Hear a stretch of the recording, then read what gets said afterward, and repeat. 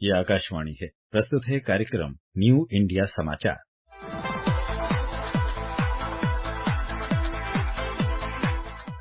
नमस्कार, आकाशवाणी के समाचार सेवा प्रभाग की प्रस्तुति न्यू इंडिया समाचार में आपका स्वागत है। श्रोताओं, इस बार हम आपके समक्ष लेकर आए हैं पत्रिका का 1 से 15 फरवरी का अंक, जिसकी आवरण कथा बनी है अंतर्राष्ट्रीय पोषक अनाज वर्ष 2023। आज हम बात करेंगे पत्रिका में शामिल अन्य समाचारों की।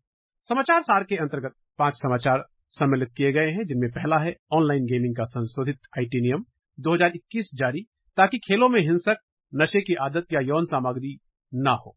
प्रारूप में नियमों में सट्टेबाजी और इसके खिलाफ सख्त प्रावधान है। इसके अलावा दूसरा प्रमुख समाचार है हर घर बिजली योजना से जम्मू कश्मीर का गांव पहली बार हुआ रोशन। सीमावर्ती राज्यों में 724 करोड़ रुपए की लागत से निर्मित 28 परियोजनाएं राष्ट्र को समर्पित होने का समाचार भी है। सरकार की फेम इंडिया 2 योजना भी समाचार सार में शामिल है। केंद्र सरकार की फेम इंडिया 2 योजना में देश भर की राज्य सरकार और परिवहन निगम ने 3,538 बसों की खरीद का ऑर्डर अभी तक दे दिया है, जिनमें 1,716 बस जनवरी के पहले सप्ताह तक सड़क पर आ चुकी हैं। केंद्र सरकार की योजना के तहत जो बसें उतारी गई हैं, उनमें 300 बसें राष्ट्रीय राजधानी क्षेत्र दिल्ली की शामिल हैं। श्रोताओं, भारत विश्व की 5वीं सबसे बड़ी और सबसे तेजी से बढ़ती अर्थव्यवस्था बनी तो विश्व पटल पर सशक्त पहचान भी कायम हुई है। ब्रांड भारत और भारतीयता का परचम वैश्विक पटल पर फहरा रहा है। पूरी दुनिया को अगर भारत पर इतना विश्वास है, तो विश्व के करीब 200 देशों में फैले 3 करोड़ से अधिक भारतीय डायस्पोरा यानी पीआईओ और एनआरआई की महत्वपूर्ण भूमिका है। ग्लोबल मैप पर प्रवासी भारतीयों की कई तस्वीरें उभरती हैं, लेकिन जब एक कॉमन फैक्टर की तरह दिखते हैं तो वसुधैव कुटुंबकम की भावना के साक्षात दर्शन होते हैं। भारत के राष्ट्रदूत बने प्रवासी भारतीयों का 17वां प्रवासी भारतीय दिवस सम्मेलन मध्य प्रदेश के इंदौर में 8 से 10 जनवरी तक 4 साल बाद पूरी भव्यता के साथ आयोजित किया गया। प्रवासी भारतीय दिवस सम्मेलन में प्रधानमंत्री नरेंद्र मोदी ने सुझाव दिया है कि विश्व के कई देशों में भारत के लोग सदियों से बसे हैं। उस राष्ट्र के निर्माण में असाधारण योगदान दिया है। ऐसे लोगों के जीवन और चुनौतियों के साथ उनकी उपलब्धियों का डॉक्यूमेंट तैयार किया जाना चाहिए। प्रवासी भारतीय दिवस कार्यक्रम में वित्त मंत्री निर्मला सीतारमण ने बताया कि वर्ष 2022 के दौरान भारतवंशियों द्वारा देश में भेजी गई रकम 2021 के मुकाबले 12% बढ़कर करीब 100 अरब अमेरिकी डॉलर पर पहुंच गई। इस सम्मेलन की सभी प्रमुख बातें आपको पत्रिका में विस्तार से पढ़ने को मिलेंगी। श्रोताओं, जल सिर्फ जीवन ही नहीं, विकास की धारा भी है। इसी मंत्र के साथ केंद्र सरकार ने पहली बार वाटर गवर्नेंस को अपनी नीतियों और निर्णयों में प्राथमिकता दी और समग्र जल संसाधनों के लिए अलग से जल शक्ति मंत्रालय का गठन किया। साथ में प्रधानमंत्री कृषि सिंचाई योजना, हर खेत को पानी, पर ड्रॉप मोर क्रॉप अभियान, नमामि गंगे मिशन, जल जीवन मिशन और अटल भोजन योजना, कैच द रेन, जहां भी जब भी संभव हो वर्षा का जल संग्रह करें, जैसे अनोखे अभियान और नदी जोड़ो परियोजना जैसी पहल से जल को जन जन से जोड़ा है।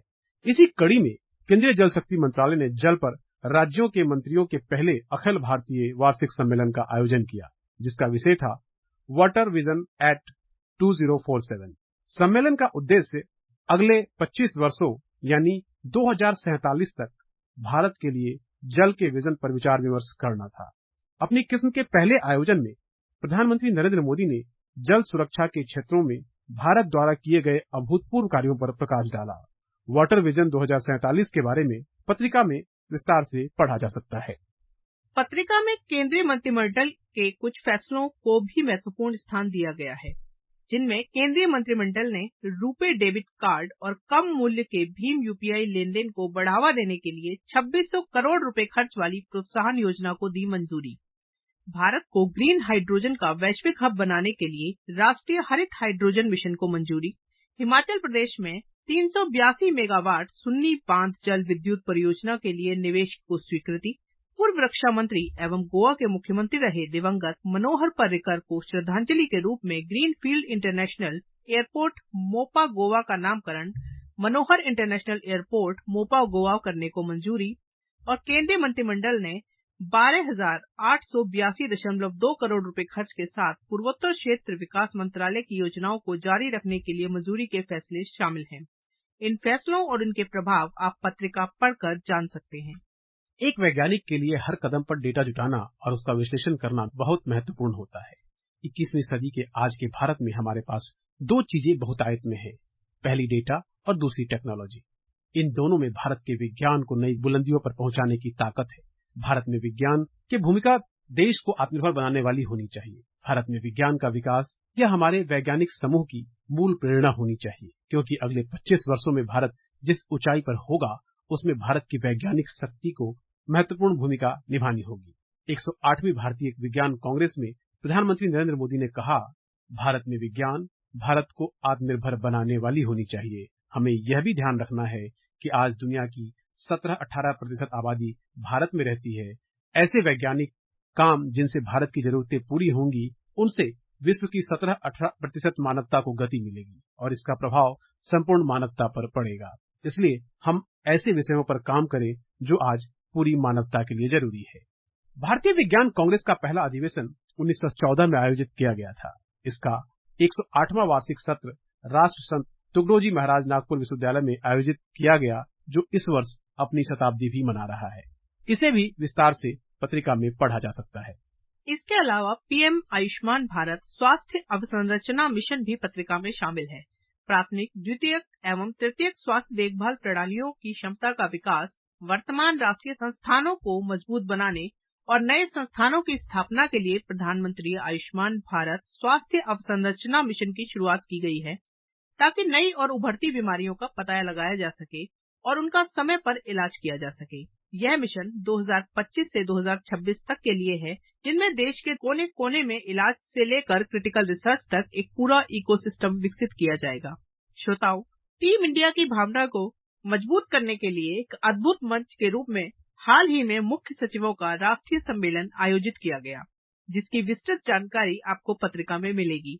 विकसित भारत के निर्माण में लोगों के जीवन को बेहतर बनाने और भारत के विकास पथ को मजबूती प्रदान करने के लिए केंद्र सरकार प्रतिबद्ध है। यही कारण है कि 5 से 7 जनवरी के बीच दिल्ली में आयोजित मुख्य सचिवों के दूसरे राष्ट्रीय सम्मेलन की अध्यक्षता करते हुए प्रधानमंत्री नरेंद्र मोदी ने उन सभी विषयों की एक विस्तृत श्रृंखला पर जोर दिया। साथ ही प्रधानमंत्री ने राज्य और केंद्र को एक साथ काम करने पर जोर दिया, ताकि बेहतर मानव संसाधन प्रबंधन के साथ प्रगति की रफ्तार को और तेज किया जा सके। श्रोताओं, हमारे पर्वों दान, दक्षिणा, तप, तपस्या, संकल्पों की सिद्धि के लिए हमारी आस्था और हमारी मान्यता का अपना एक महत्व है। इसमें हमारी नदियों की महत्वपूर्ण भूमिका है। क्रूज पर्यटन और नदी जल मार्गों के विकास के नए दौर का शुभारंभ करते हुए प्रधानमंत्री नरेंद्र मोदी ने 13 जनवरी को विश्व के सबसे लंबे रिवर क्रूज MV गंगा विलास को हरी झंडी दिखाई और वाराणसी में टेंट सिटी का उद्घाटन किया। MV गंगा विलास क्रूज से पूर्वी भारत के अनेक पर्यटन स्थल विश्व पर्यटन मानचित्र में और प्रमुखता से आगे आने वाले हैं। वहीं गुलामी की मानसिकता से निकलकर आत्मनिर्भरता की तरफ बढ़ते भारत का प्रतीक है वंदे भारत। नए और तेजी से बदलते विकसित भारत के सपने को वंदे भारत ट्रेन एक नई गति दे रही है। देखते देखते स्वदेशी वंदे भारत ट्रेन देश के मानचित्र पर तेजी से फैल रही है। भारत सरकार की तैयारी आने वाले वर्षों में वंदे भारत ट्रेन के रास्ते विश्व पटल पर छा जाने की है, जिस पर रेल मंत्रालय ने काम भी शुरू कर दिया है। विदेशों से पहले भारतीय विकास को गति देने के लिए पिछले 15 दिनों में 2 नई वंदे भारत ट्रेन राष्ट्र को समर्पित की गई है। प्रधानमंत्री नरेंद्र मोदी ने 15 जनवरी को देश के 8वें, दक्षिण भारत के दूसरे और इस वर्ष के पहले वंदे भारत ट्रेन की सौगात देश के लोगों को दी। श्रोताओं, इन सभी समाचारों को आप विस्तार से पत्रिका में पढ़ सकते हैं। समय की बाध्यता को देखते हुए आज इतना ही।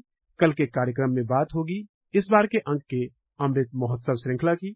इस पाक्षिक पत्रिका की हर प्रति newindiasamachaar.piv.gov.in वेबसाइट पर उपलब्ध है, जहां आप सभी समाचारों को विस्तार से पढ़ सकते हैं। डिजिटल और प्रिंट में यह पत्रिका देश ही नहीं विदेशों में भी अपनी अलग पहचान बना चुकी है। इसका ट्विटर हैंडल NISPIV इंडिया है, जो वेरीफाइड है। इसके अलावा आप हमें response-nis@piv.gov.in पर ईमेल के जरिए अपना सुझाव भी भेज सकते हैं। तब तक के लिए धन्यवाद।